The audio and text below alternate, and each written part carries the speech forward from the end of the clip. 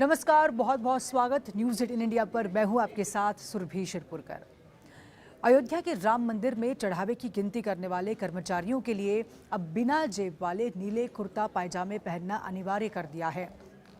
पहली नज़र में ये फैसला सामान्य ड्रेस कोड जैसा लग सकता है, लेकिन इसके पीछे एक बड़ा विवाद, सुरक्षा से जुड़ी हुई गंभीर चिंताएं और श्रद्धालुओं का भरोसा दोबारा कायम करने की कोशिश छिपी हुई है। ये निर्णय उस समय लिया गया जब मंदिर में चढ़ावे में कथित गड़बड़ी और धन के दुरुपयोग के आरोपों की जांच चल रही है। इसी वजह से राम जन्मभूमि तीर्थ क्षेत्र ट्रस्ट ने दान की गिनती की पूरी प्रक्रिया को पहले से कहीं ज्यादा पारदर्शी और सुरक्षित बनाने की दिशा में कई बड़े बदलाव किए हैं। राम मंदिर में हर दिन लाखों श्रद्धालु दर्शन के लिए पहुंचते हैं और करोड़ों रुपए का नकद चढ़ावा तथा सोना चांदी जैसी बहुमूल्य वस्तुएं दान पेटियों में जमा होती हैं। इतनी बड़ी राशि की गिनती और सुरक्षा अपने आप में बेहद संवेदनशील जिम्मेदारी है। ऐसे में यदि कर्मचारियों के कपड़ों में जेब हो तो किसी न किसी रूप से नकदी या फिर कीमती वस्तु छिपाने की आशंका बनी रहती है। इसी संभावना को पूरी तरह से खत्म करने के लिए ट्रस्ट ने बिना जेब वाले कुर्ता पायजामे की व्यवस्था लागू की। ये कदम केवल कपड़ों तक सीमित नहीं है, बल्कि पूरे सिस्टम को टेम्पर प्रूफ बनाने की कोशिश भी की जा रही है। दरअसल पिछले कुछ समय से मंदिर के चढ़ावे में कथित अनियमितताओं को लेकर विवाद खड़ा हुआ था।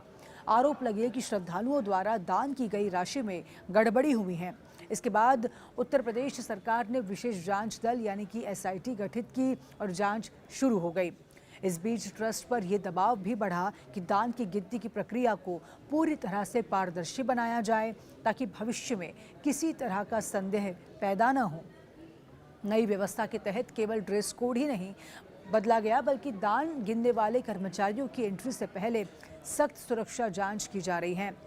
गिनती केंद्र में प्रवेश और बाहर निकलते समय 2 स्तर पर की जाएगी।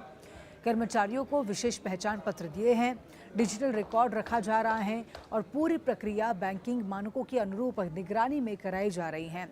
कई रिपोर्टों के अनुसार स्टेट बैंक ऑफ इंडिया की निगरानी में 2 शिफ्टों में दान की गिनती की व्यवस्था भी लागू की गई है, ताकि किसी एक व्यक्ति या फिर टीम पर अत्यधिक निर्भरता न रहे और हर चरण का रिकॉर्ड उपलब्ध रहे।